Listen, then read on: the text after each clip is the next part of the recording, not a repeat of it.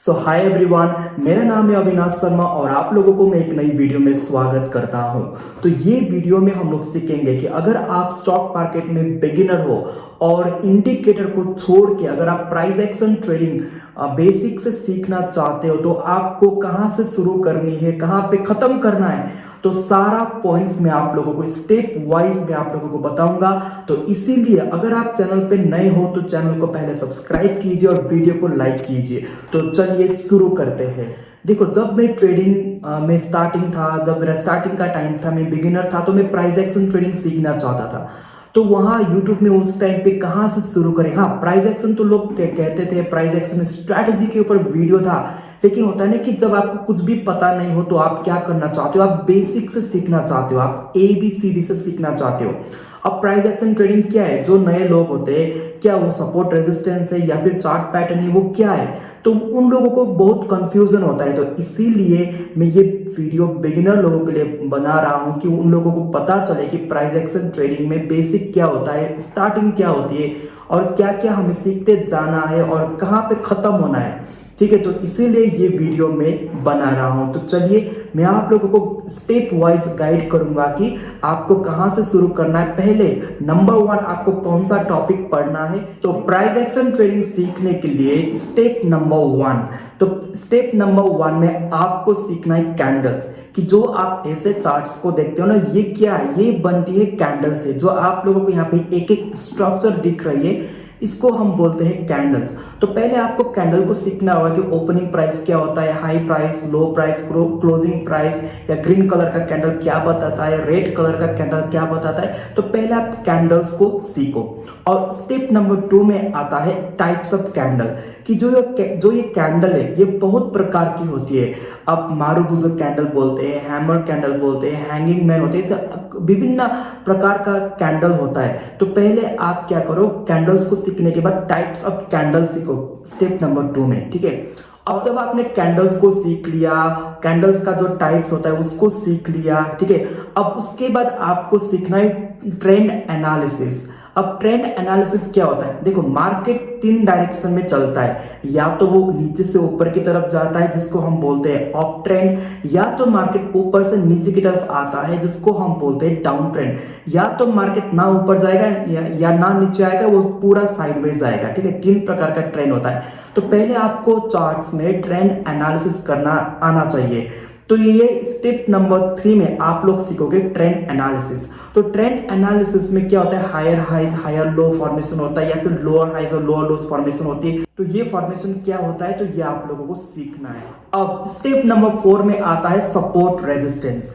देखो, support resistance it's a very important part of price action trading. अगर आपने support resistance को नहीं सीख लिया तो प्राइस एक्शन ट्रेडिंग पूरा इनकम्प्लीट हो जाएगा।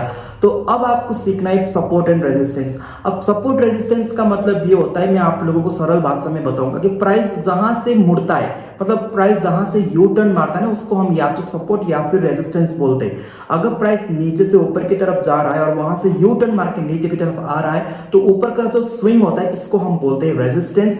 और ठीक उसका अपोजिट होता है सपोर्ट में, कि प्राइस जब ऊपर से नीचे की तरफ आ रहा होता है और नीचे से यू टर्न लेके प्राइस ऊपर की तरफ जाता है, तो इसको हम बोलते हैं सपोर्ट। तो आपको सपोर्ट एंड रेजिस्टेंस सीखना है। तो 5th स्टेप में आपको सीखना है ट्रेंड लाइन। ट्रेंड लाइन भी एक सपोर्ट एंड रेजिस्टेंस जैसा ही, लेकिन ट्रेंड लाइन में क्या होता है, वो स्लैंट टाइप का होता है। अब जैसे जो पिछला वाला सपोर्ट एंड रेजिस्टेंस के बारे में जो मैंने आपको बोला है, वो एक हॉरिजॉन्टल सपोर्ट एंड रेजिस्टेंस होता है। तो ट्रेंड लाइन थोड़ा वो टेढ़ा मेढ़ा टाइप का होता है, मतलब स्लैंट टाइप का होता है। तो वो ट्रेंड लाइन आपको सीखना है। And trend line is very very important. मैं ट्रेंड लाइन को तो यही बोलूंगा, it's a mother of all price action strategy. तो ट्रेंड लाइन से आपको पता चलता है कि मार्केट हायर हाइज कर रहा है या फिर लोअर हाई कर रहा है, लोअर हाई लोअर लो कर रहा है। तो मार्केट में अगर आपको अप ट्रेंड या डाउन ट्रेंड ये समझना है ना, तो आपको ये ट्रेंड लाइन आनी चाहिए। अब स्टेप नंबर 6 में आता है चार्ट पैटर्न। देखो, चार्ट्स में पैटर्न बनती है, वहां पे पैटर्न छुपा हुआ होता है। तो वो पैटर्न्स को भी आपको आइडेंटिफाई करने आनी चाहिए। तो जो चार्ट पैटर्न होता है ना, वो 2 प्रकार का होता है। एक होता है बुलिश चार्ट पैटर्न और दूसरा होता है बियरिश चार्ट पैटर्न। तो बुलिश चार्ट पैटर्न क्या है और बियरिश चार्ट पैटर्न क्या है, वो आपको सीखना है। अब जैसे head and shoulder pattern pattern होता है, inverse head and shoulder pattern होता है, ट्रायंगुलर पैटर्न होता है, या फिर double top pattern, double bottom pattern, ऐसे कई सारे चार्ट पैटर्न होता है। तो ये आप लोगों को सीखना है, ठीक है। अब स्टेप नंबर 7 में आता है वेरी वेरी इंपॉर्टेंट पॉइंट, और वो है डिमांड एंड सप्लाई जोन। तो डिमांड एंड सप्लाई जोन भी काफी इंपॉर्टेंट है और ये आप लोगों को जरूर सीखनी चाहिए। अब जो सपोर्ट एंड रेजिस्टेंस होता है ना, वो uh type of demand and supply zone ही होता है, लेकिन डिमांड सप्लाई जोन और सपोर्ट रेजिस्टेंस में थोड़ा सा फर्क है, ठीक है। वो फर्क क्या है मैं आप लोगों को बाद में बताऊंगा, लेकिन support resistance and demand and supply zone ये दोनों अलग अलग कंसेप्ट है। देखो, अब आपने इतना कुछ स्टेप सीख लिया है, तो अब आपको एडवांस जाना है, आपको ट्रेड्स को आइडेंटिफाई करना है, कहां पे बाइंग करनी है, कहां पे सेलिंग करनी है। तो उसके लिए आपको कंफर्मेशन को देखना है, तो उसके लिए आपको करना होगा मल्टी टाइम फ्रेम एनालिसिस। तो अगर आपको मल्टी टाइम फ्रेम एनालिसिस सीखनी है, तो मैंने अपने चैनल में ऑलरेडी 1-2 वीडियोस अपलोड की हुई है, आप उसे भी जाके देख सकते हो। और मैं आने वाले दिन में मल्टी टाइम फ्रेम एनालिसिस के ऊपर और भी डिटेल में और एडवांस वीडियो में बनाने जा रहा हूं। तो ये 9th स्टेप तो आपका हो गया। अब 10th स्टेप में आता है लाइव मार्केट प्रैक्टिस, कि आपने जो कुछ भी सीखा ये 9th स्टेप में, ये सब चीजें आपको सीखना है लाइव मार्केट में, या फिर ऑफ द मार्केट भी आप इसको सीख सकते हो। लेकिन इट्स वेरी वेरी इंपॉर्टेंट कि आप दोनों में बैलेंस करो।